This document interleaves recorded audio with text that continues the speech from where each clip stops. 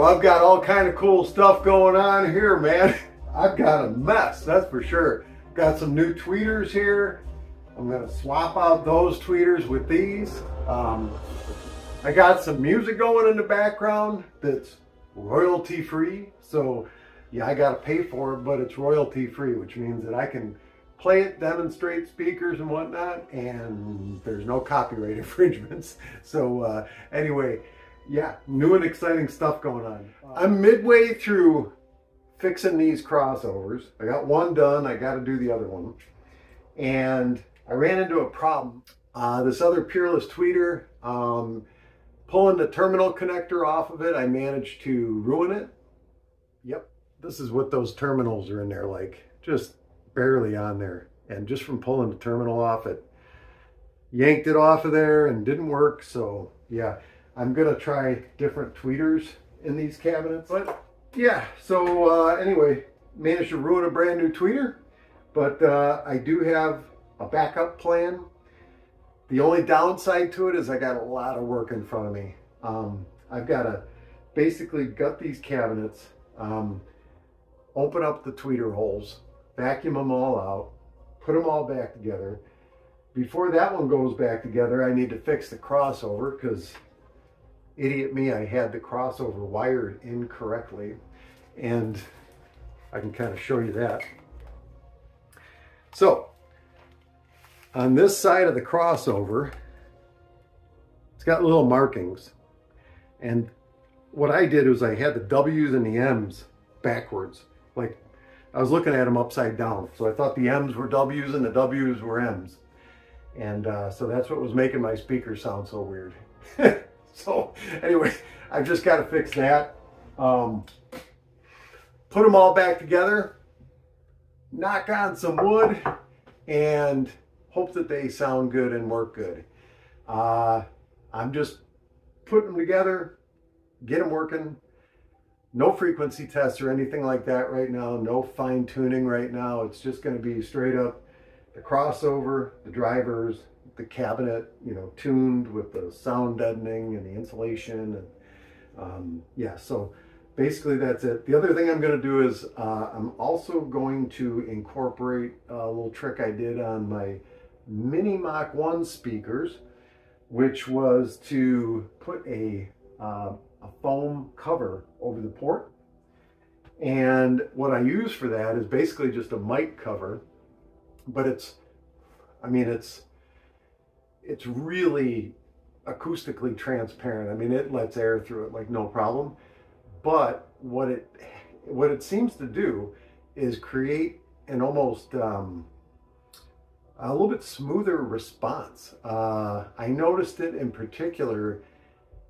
I suspected that it might stretch out the bass a little bit toward the low end, which it did do, because it's kind of like that, acting like a hybrid bass reflex slash sealed system.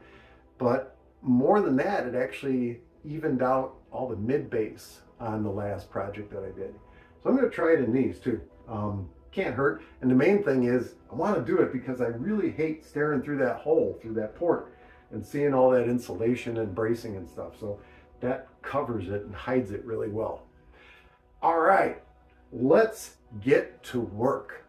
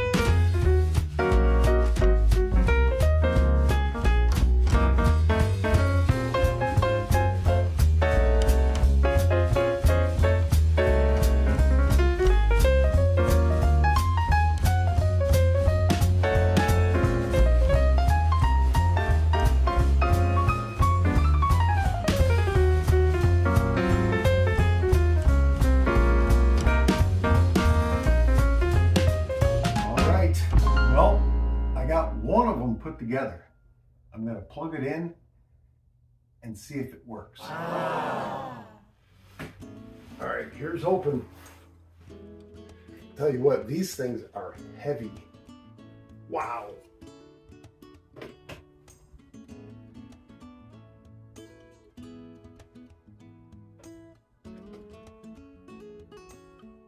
Well, with all the mistakes I made on these, they still look pretty good. I wonder if they even work. We're gonna plug it in and find out. So we know the other speaker isn't hooked up, so it'll just be this one. Unplugging the energy.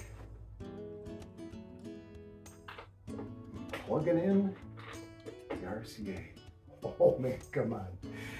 Come on, baby.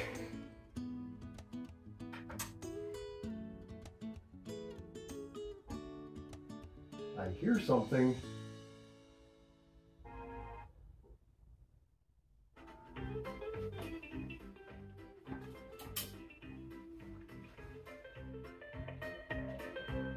It's working.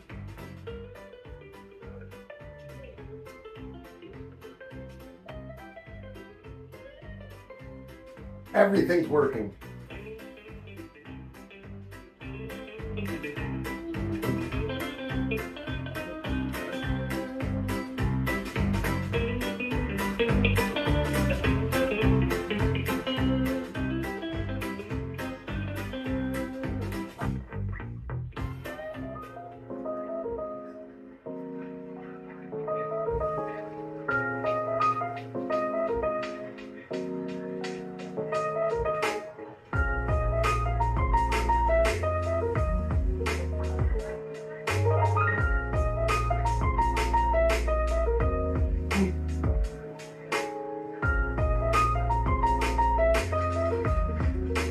Definitely kicking.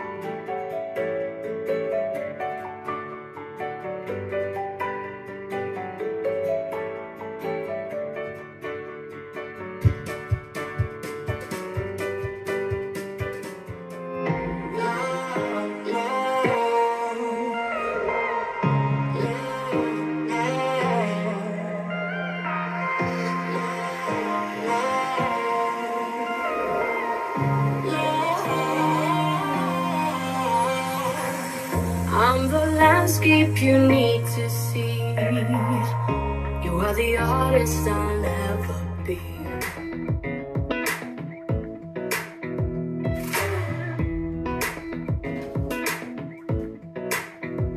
Come a little closer, I wanna dance with you. Everything's moving slower, I don't know what it is you do. I've been looking at you all night, trying to figure you out. I just wanna make you smile. Hold your hand in my hand, looking at the sunset. Man, you're looking good tonight. I wanna kiss you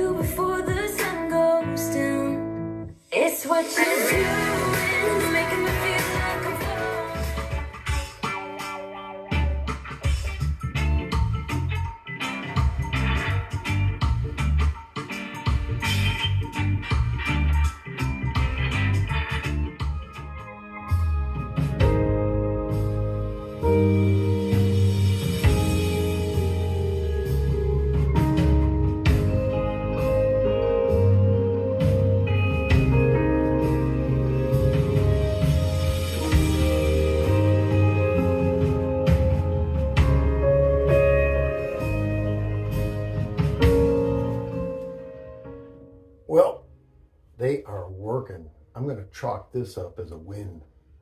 1 down and 1 to go. I think the next time you see me, I'll have both of these put together, running as a pair. In between now and then, I'm probably gonna run a sweep on this one to find out if I need to flip the polarity on the mid-range. Sounds pretty forward, and I wonder if everything being hooked up, positive, negative, positive, negative, positive, negative, is having a negative effect. Typically in a second order three-way, you do flip one of the speakers. Got something to do with phase shift, or I don't know, something funky like that.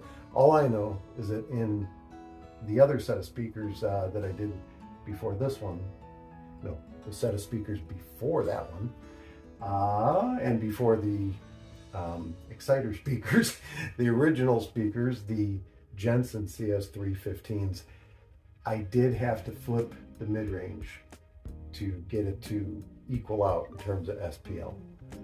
So before I go wiring that one up, soldering connectors on it and all that, I want to make sure that this is correct, that it's not running hot on the mid-range.